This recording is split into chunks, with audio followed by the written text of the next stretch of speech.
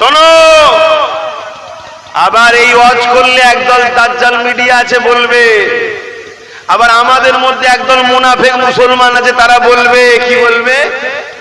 Brain wash করছে, বলবে না? ও হারামখোর কিসের মুসলমান? আল্লাহর ঘরের জন্য, নবীর দ্বীনের জন্য জানকে কুরবান করার ইসলামে হুকুম আছে না নাই? জোরে বলুন, আছে না নাই? আল্লাহর দ্বীন কাকে বলে? শুধু নামাজ, শুধু রোজা, শুধু হজ, শুধু যাকাত, শুধু দান খায়রাত না। আল্লাহর দ্বীন হলো গরীব মানুষকে সাহায্য করার নাম। আল্লাহর দ্বীন হলো অসহায়কে সাহায্য করার নাম। আল্লাহর দ্বীন হলো এতিমকে ভালোবাসার নাম। আল্লাহর দ্বীন হলো অমুসলিমের উপরেও যদি জুলুম হয়, এই অমুসলিম অসহায়কে বাঁচাতে গিয়ে তোমার যদি জীবনও চলে যায়, তথাপিও তুমি এগিয়ে যাও, জান্নাত পেয়ে যাবে। যারা বলুন সুবহানাল্লাহ। এটা আল্লাহর দ্বীন। আরে নামাজ তো তোমার ব্যক্তিগত ইবাদত, রোজা তোমার ব্যক্তিগত ইবাদত। আমি রোজা রাখলে ইনার সওয়াব হবে নাকি? আপনি নামাজ পড়লে আমার নাকি হবে?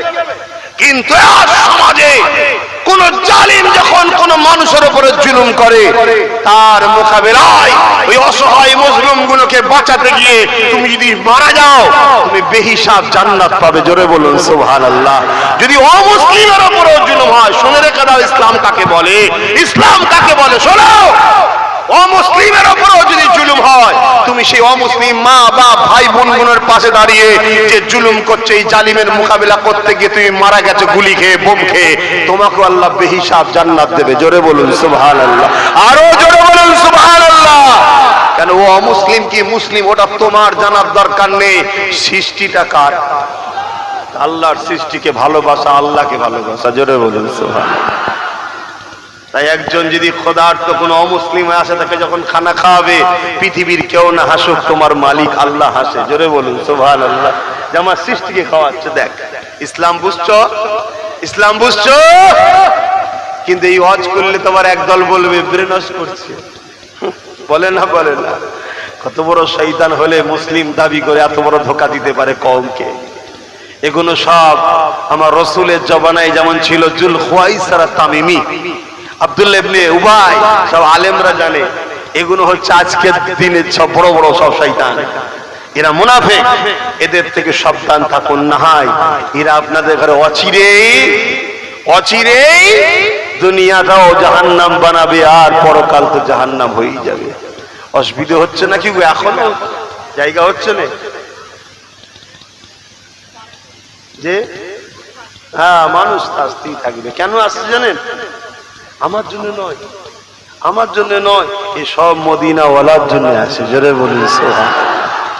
যেখানে মদিনাওয়ালার পক্ষে কথা হবে, এই দুনিয়া যুগ যুগ ধরে রুখতে চেয়েছে, কিন্তু সাগর বাঁধ পাহাড় পর্বত সব ভেঙে চুরে টপকে টাপকে সেতরে খুদরে যেমন করে যুগ জোরে ধরে রাসূলুল্লাহর মাহফিলে লোক জড়ো হয়েই থাকে। জোরে বলুন সুবহানাল্লাহ। আরো জোরে বলুন। আমি তো প্রথমেই বলি যে মাহফিল আমার নয়, আমি তো খাদেম, আমি তো খেদমত করতে এসেছি। বাবারা, আমার নেতা এই, আমার নেতা এই, আমার নেতা এই, আমার নেতা এই, আমার নেতা এইটা বলতে এসেছি। কেন?